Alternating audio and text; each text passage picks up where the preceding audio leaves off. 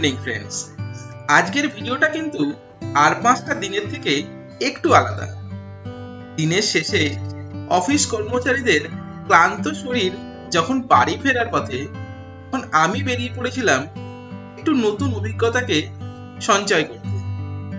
সাক্ষী হয়ে রইলাম সন্ধ্যাবেলার সেই ব্যস্ততম মহানগরীর সেই চেনা রূপটির দিকে, যেখানে সাধারণ খেটে খাওয়া মানুষের প্রতিদিনের কথা কাহিনী লেখা হয়।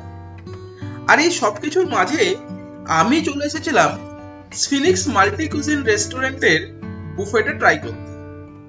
চলুন ভিতরে দেখা যাক কি ধরনের এক্সপিরিয়েন্স আমার হয়।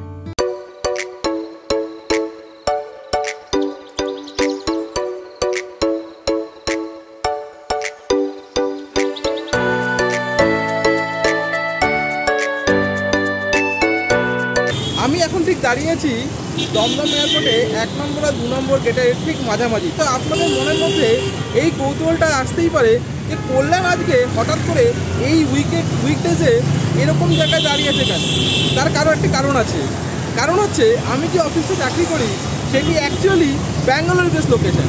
আর আজকে জানেন তো ব্যাঙ্গালোরে উগাড়ি ফেস্টিভ্যাল সেলিব্রেট হচ্ছে, তাই আজকে আমাদের কোম্পানির তরফ থেকে ছুটি ডিক্লেয়ার করা হয়েছে, which means I am actually celebrating a public holiday। সেই জন্য বাড়িতে বসে সময় কাটছে না, চলে আসলাম একটু নতুন ধরনের একটু ব্লগ দেখানোর জন্য। এখন আমরা যাচ্ছি স্ফিনিক্স হুক্কা লাঞ্চে। এই বিল্ডিংটা অ্যাকচুয়ালি 6তলা বিল্ডিং, তবে 5তলা পর্যন্ত লিফট আছে। তো বেসিক্যালি যেটা বোঝা গেল সেটা হচ্ছে অ্যাকচুয়ালি এটা টপ একটা লাঞ্চ। অলরাইট, তো আমি এখন আছি হচ্ছে স্ফিনিক্স হুক্কা লাঞ্চে।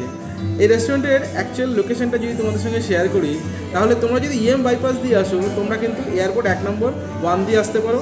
আর যদি তোমরা বিরাটের দিক থেকে আসো তাহলে তোমরা এয়ারপোর্ট 2 নম্বর গেট দিয়ে আসতে পারো। আরও যদি স্পেসিফিক্যালি বলি তাহলে এটা হচ্ছে গিয়ে ঠিক ক্যালকাটা হাই স্কুল ইংলিশ স্কুলে ঠিক অপোজিটে অবস্থিত। চলো তোমাদেরকে একবার বাইরের লোকেশনটা একটু শেয়ার করে দেখো। দেখতেই পাচ্ছ একেবারে এয়ারপোর্টের ঠিক সামনাসামনি। এয়ারপোর্টের ভিউটা কিন্তু এখান থেকে অসাধারণ লাগছে। আর যদি এইদিকে একটু দেখাই, এই দিকটা হচ্ছে গিয়ে তোমার এয়ারপোর্ট গেট নাম্বার 2। আর যদি এই সাইডটা দেখাই এটা হচ্ছে গিয়ে এয়ারপোর্ট গেট নাম্বার 1। তো সুতরাং পুরো 360 ভিউ প্রায় এখান থেকে দেখতে পাওয়া যায়। যদি আমি যে রাতের দিকে এসেছি সেজন্য হয়তো একটু ভিশনের প্রবলেম হচ্ছে, বাট ট্রাস্ট মি, আপনারা যদি দিনের বেলা আসেন তাহলে কিন্তু ভিউটা অসাধারণ পাবেন। যতক্ষণে আমাদের টেবিলে খাবারগুলো সার্ভ হতে থাকুক ততক্ষণে তোমরা এই পুরো রেস্টুরেন্টে একটুখানি অ্যাম্বিয়েন্স টুরটা নিয়ে নাও। অ্যাম্বিয়েন্সটা কিন্তু দারুণ, একটুখানি সেই ইজিপ্টিয়ান কিন্তু একটু ফ্লেভার কিন্তু।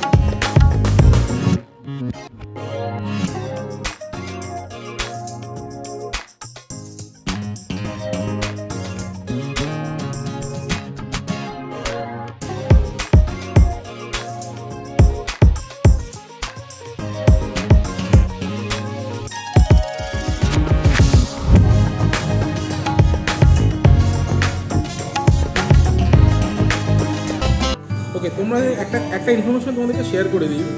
তোমরা যখনই এই রেস্টুরেন্টে ফার্স্টে এন্টার করবে তোমাদেরকে দুটো অপশান চুজ করতে হবে। একটা হচ্ছে কি ইন্ডিয়ান, একটা হচ্ছে চাইনিজ। তো এটা আমি ঠিক জানি না এক্স্যাক্টলি কেন, এই কারণটা কি। যদি দুটো মিক্স অ্যান্ড ম্যাচ হতো তাহলে খুব ভালো হতো। এনিওয়ে সেটা এদের ডিসিশন। এনিওয়ে তোমাদেরকে ফার্স্টেই বলতে হবে ইদার তুমি চাইনিজ নেবে অর তুমি ইন্ডিয়ান নেবে। সেই বেসিসে কিন্তু তোমার এই বুফেটা কিন্তু সার্ভ হবে। হ্যাঁ, তবে এইটা কিন্তু শুধুমাত্র মেন কোর্সের জন্য অ্যাপ্লিকেবল, এটা কিন্তু কোনোরকমভাবে স্টার্টারের জন্য নয়। স্টার্টার কিন্তু সেটা তুমি ইন্ডিয়ান নাও আর চাইনিজ নাও, যাই নাও, তোমাদের কিন্তু দুটো কিন্তু পুরোপুরি সেম। তো আমাদের কাছে এখন প্রথমে যেটা দিয়ে গেছে সেটা হচ্ছে ফ্রেঞ্চ ফ্রাইস আর হচ্ছে মোমো। এটা কিন্তু স্টিম মোমো। তার সঙ্গে একটু সস দেওয়া আছে, আর দিয়েছে একটা ভেজ স্যুপ, আর একটা মকটেল দেওয়া হয়েছে। এবার একটুখানি স্যুপটা ট্রাই করে দেখি কেমন খেতে।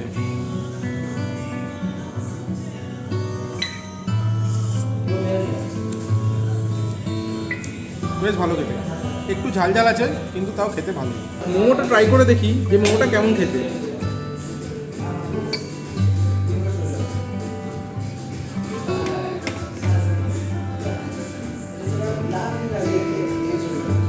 বেশ ভালো খেতে মোমোটা। দেখো মোমোর ফিলিংসটা কিন্তু যথেষ্টই রয়েছে। প্রচুর পরিমাণে স্প্রিং অনিয়ন্স দেওয়া আছে, পনিরের ছোটো ছোটো স্টাম্বল করে দেওয়া আছে, গাজর দেওয়া আছে। বেশ ভালো খেতে কিন্তু মোমোটা। এখন আমাদের কাছে অলরেডি ননভেজ স্টার্টারগুলো চলে এসছে। ননভেজ স্টার্টারের মধ্যে দুটো রয়েছে, একটা হচ্ছে প্যাঙ্কো ফ্রাইড চিকেন আর একটা হচ্ছে ফিশ। যে ননভেজ স্টার্টারটা আমি ট্রাই করবো সেটা হচ্ছে প্যাঙ্কো ফ্রাইড চিকেন। এরকম অনেকটা সাইজ তার, বেশ ক্রাঞ্চি আছে, আর ভেতরের পরিমাণটা একবার দেখাই। নেক্সট যেটা ট্রাই করবো সেটা হচ্ছে ফিশ কেক। ফিশ কেকটা দেখতে অনেকটা এরকম স্মল সাইজে। ফিশটাকে একটু করে স্ম্যাশ করে দেন এই ফিশ কেকটা বানানো হয়েছে। বেশ গরম গরম আছে, খেতে কিন্তু খুব ভালো লাগবে। ওকে, তো এখন যেটা সার্ভ করা হয়েছে সেটা ফার্স্ট হচ্ছে গিয়ে এখানে চিলি চিকেন, তারপরে যেটা সার্ভ হয়েছে সেটা হচ্ছে হাক্কা নুডলস, তারপরে যেটা সার্ভ হয়েছে সেটা হচ্ছে চিলি পনির, এবং লাস্ট যেটা সার্ভ হয়েছে সেটা হচ্ছে ফ্রাইড রাইস। ওকে, আমি এখন ফার্স্টে যেটা ট্রাই করব সেটা হচ্ছে গিয়ে হাক্কা নুডলস আর চিলি পনির।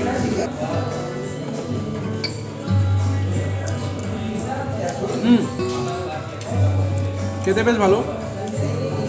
একটা জিনিস ভালো লাগছে কি, যে এরা কিন্তু চাউমিন দিচ্ছে না, এরা বেসিক্যালি কিন্তু হাক্কা নুডলস দিচ্ছে, তো উইচ ইজ এ গুড। পনিরটা একবার দেখো কতটা সাদা,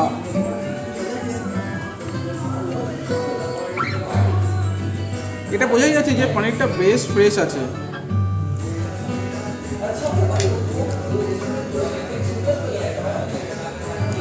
বেশ ভালো খেতে, একটা সুইটারি ফ্লেভার আছে, একটা ট্যাঙ্গিনেসও আছে, খেতে কিন্তু খুব ভালো লাগছে। এই হাক্কা নুডলসের সঙ্গে এই পনিরটা কিন্তু খুব ভালো পেয়ার আপ করা যাচ্ছে। এখন যেটা আমি ট্রাই করব সেটা হচ্ছে ফ্রাইড রাইস আর চিলি চিকেন। খেয়ে দেখি কেমন এটা।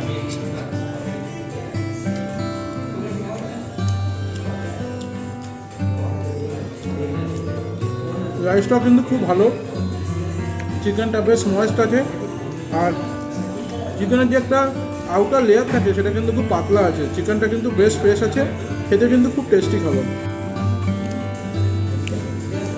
দেখতেই পাচ্ছ যে ফ্রাইড রাইসের মধ্যে কিন্তু এগ আছে, চিকেন আছে, এবং চিলি চিকেনটা কিন্তু বেশ ফ্রেশ।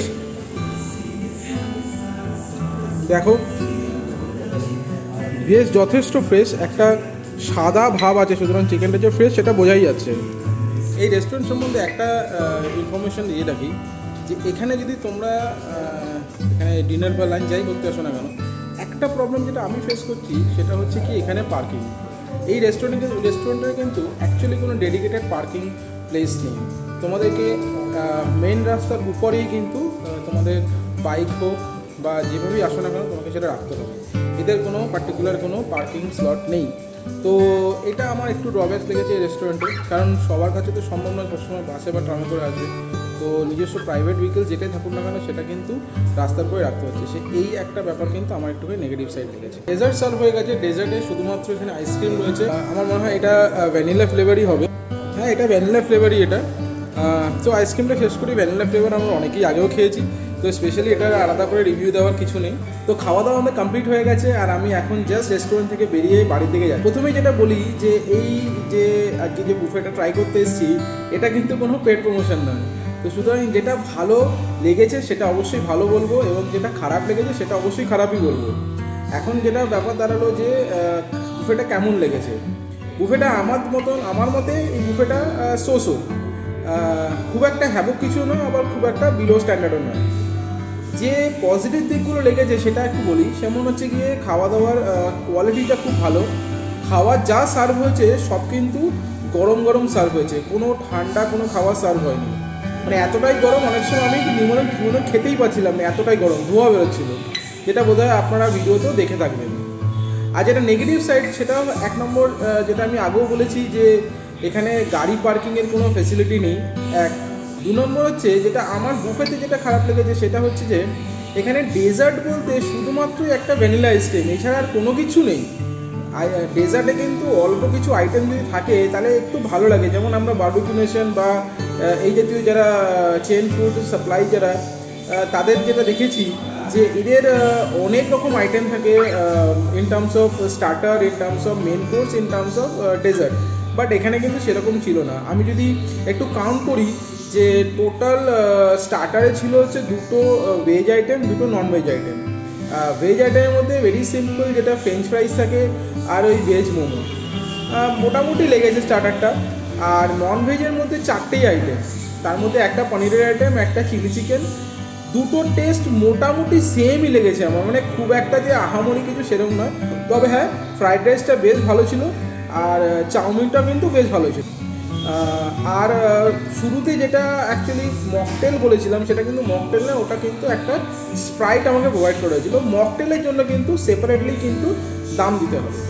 এনিওয়ে, আমার তো উফেকা হয়ে গেছে, আমি বাড়ির দিকে যাচ্ছি, অলরেডি লেট নাইট হয়ে গেছে। গিনি তো আজকে আসতে পারেনি, যেহেতু আজকে আমার অফিসটা ছুটি আছে সেই জন্য আজকে আমি এই বুফেটা ট্রাই করতে আসলাম।